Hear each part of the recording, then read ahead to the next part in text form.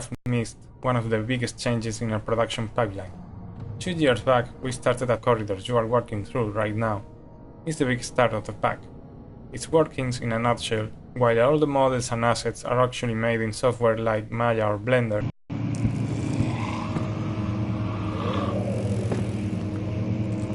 16th of May, 1839. The unflinching African sun has continued to plague our expedition, making it impossible to dig until dusk. How Professor Herbert managed to find the location in these vast plains of nothingness remains a mystery to me. When I asked him about the tomb again, he told me about the legend of Tin Hanan, the mother of us all, sand-covered stone structure. The professor was confident it was the tomb we sought, and ordered the others to clear the way late into the dark, cold night. Tomorrow, I shall lead the men into the ancient structure, hoping to reach the burial chamber. No matter what the professor is keeping from me, the dig should yield something interesting to take back to London and the British Museum.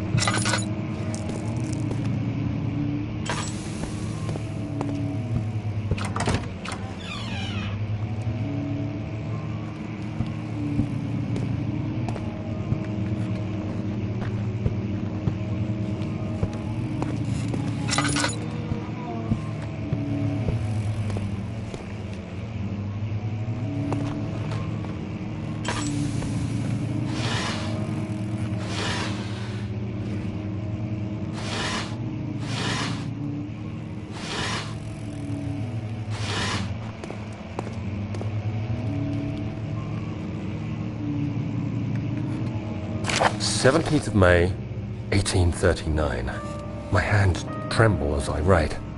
I feel a need to document my tribulation, for I fear that my memory will fail me if I linger. Today, I took some men and ventured into the dark, ancient passage we uncovered, and I felt their strange language getting to me. I mustered my strength and yelled at them to continue down the slopes and broken steps. The crudely carved passage confused me. It looked much older than the 4th century structure we had expected.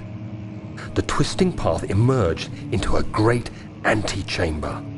The walls were lined with statues unlike any I'd ever seen.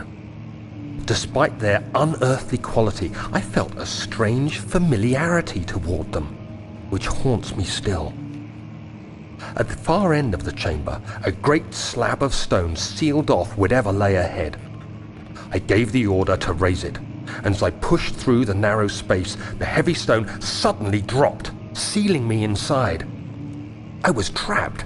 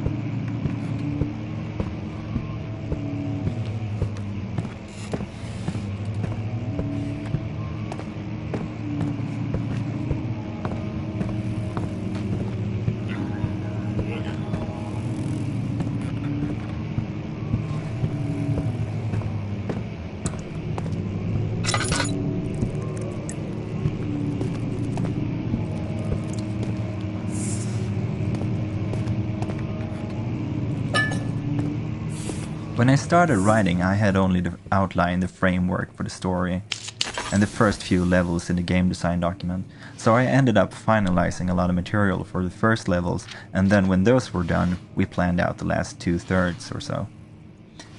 This had a funny effect since I had to not only cater to the story, but to stay true to the stuff I've written for the first levels. Usually you can go back and forth while writing and change things, but if you have already recorded voices, you really shouldn't because of the costs. So the first text really shaped the rest of the material in an interesting way, and made them matter in a way I hadn't thought about. I really like how this thickens the story elements, as I am able to jump back into the material and keep using and reinforcing certain concepts.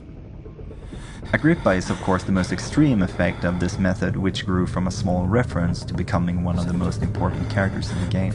9. After pounding the unforgiving stone wall for what seemed like an eternity, I realized it was hopeless. I was trapped. I fell to the ground, gasping for air, trying to focus. That's when I saw a faint blue shimmer. My weakened body was heavy to carry, but I managed to push myself toward the enchanting light. It was waiting for me. Enclosed in dark nothingness, I felt myself drawn to the mystic light. I reached out, closing it in my hands. The faint glow escaped my fingers and began to spark brightly and spirit me away, unlocking alien memories of spiraling towers, endless deserts, and impossible geometry. The next thing I can remember is the grating sound of stone being lifted, the voices of the Arabs pulling me to safety, and grasped firmly in my hand.